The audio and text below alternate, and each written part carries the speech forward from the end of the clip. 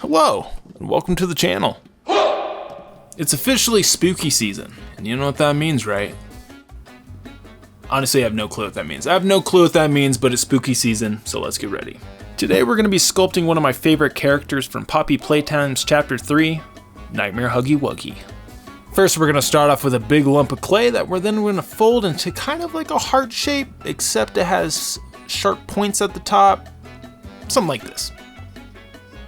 Next, I take my small ball stylus and I rub those back and forth until I get eye shapes that I don't like, and then I go back and make them into eye shapes that I do like using a slightly bigger ball stylus. I then take my X-Acto knife and I begin to draw out the outline of what the mouth is going to look like. It's essentially just a W with a big U on the bottom. Then take that X-Acto knife and I carve out the inside of the mouth, in which I then take my big ball stylus and rub that bad boy back and forth across his mouth until I get a smooth surface to work with. Now that I got the inside of the mouth all smoothed out, it's time to start adding in that mouth detail. Now, I would really like to talk to the creators of this game and figure out what they base this mouth off of, because let me tell you, it looks very similar to a snake's mouth. Am I right? For the gums, we roll out a long piece of tapeworm that we then cut to size. Taking that piece, we put it to the top of the mouth. Following the curvature of the mouth, we cut off the ends to create a taper. We then take another piece of tapeworm for the bottom gums and we mash that in with our ball stylus. Now that our playtime baddie's all gummed up, it's time for his red luscious lips. Start off by rolling a thicker piece of tapeworm that I meticulously wrap around the outer barrier of the mouth. With his lips in place, we could then start adding the detail. I go ahead and take my smallest ball stylus and I start to rub that across his lips. I'm not really going for a cracked look, I'm going for more of like a bent balloon. Now with the main shape of the head done, it's on to the grueling process of drawing in all of the hair detail. Now that all the hair detail is done, it's time to start adding in the teeth. I went ahead and pre-baked all these off camera by rolling out a thin piece of tapeworm that I just tapered down to a small point. By sticking them in the mouth, I also used a little bit of bacon bond on the end, just that way they don't fall out later on. And it's off to the oven for a bake.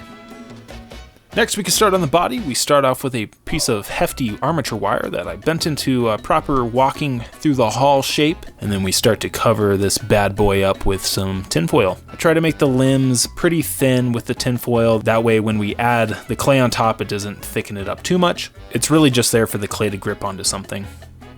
And with that, we can start building up the body. We start off with some thin skin flaps of clay that we then lay across the entire surface of the body. I inserted a small piece of wire there to help hold the head on later. Once I cover the entire surface with clay, I give the whole thing a rub down courtesy of my ball stylus, getting rid of all the little bumps and making it a little bit more unison. I then cram his big melon onto his tiny little stick neck, blending that into the rest of the body. And then we're off to the races with adding in all that little fur detail. Now that I'm finished covering the entire torso with that fur texture, it's time to install the arms. I start off by cramming a piece of armature wire through the whole entire body, in which I then bend that wire into its proper shape. The arms are then going to get the same treatment that the legs got, a thin, tightly wrapped piece of aluminum foil, followed by a skin flap that will cover the entire surface. I then finish it off with a good old-fashioned ball stylus rubdown. And surprise, more fur. I'm gonna go ahead and speed past this part because we get the picture. Now that we got all that fur scratched in, we could give the whole thing a wipe down in some isopropyl alcohol. This is really just gonna bring everything together and make it seem more cohesive. Up next, we're gonna start on his hands. We take a ball of clay that I then smash, making it a flat circle. I then take my X-Acto knife and cut out kind of like a mitten shape. And because we are going for the Nightmare version, he is going to have fingers. So I cut those in which I then take those fingers and pinch and pull them to make even longer fingers. And all we have to do is replicate this, well, 3 more times and we have its hands and feet. Looking back on this, I definitely should have kept a piece of armature wire sticking out of the wrist for me to insert the hand on. It ends up being okay, but I'll definitely be doing it next time. Now that the hands are jankily jammed onto the wrist, I carry the texture of the fur onto the hand a little bit.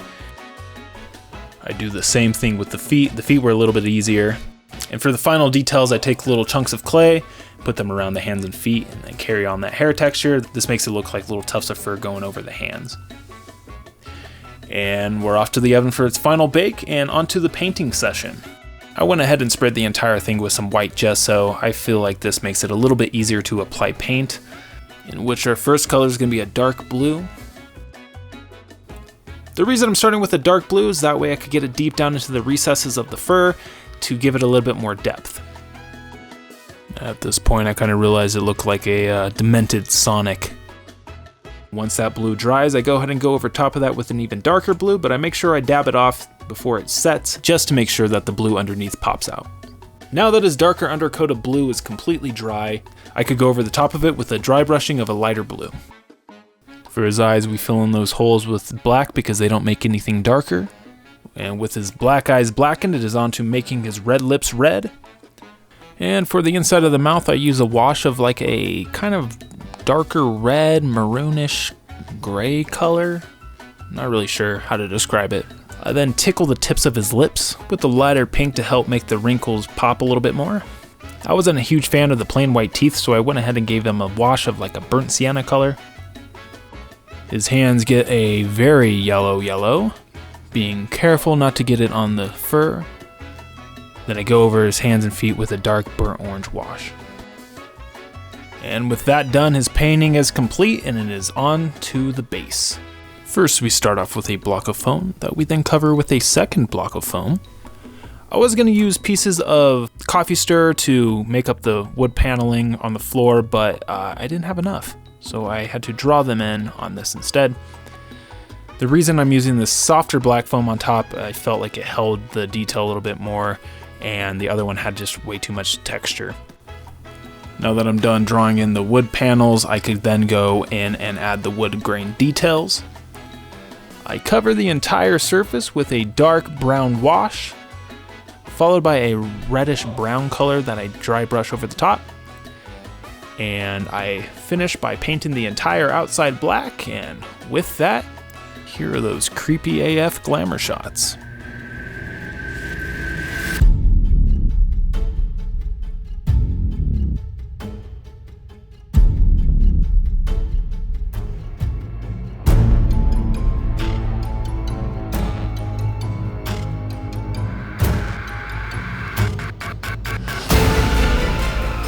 Thank you all so much for watching. I really hope you enjoyed this build. If you're new here, go ahead and hit that subscribe button. I got a fun new series coming up, and I don't want you to miss it.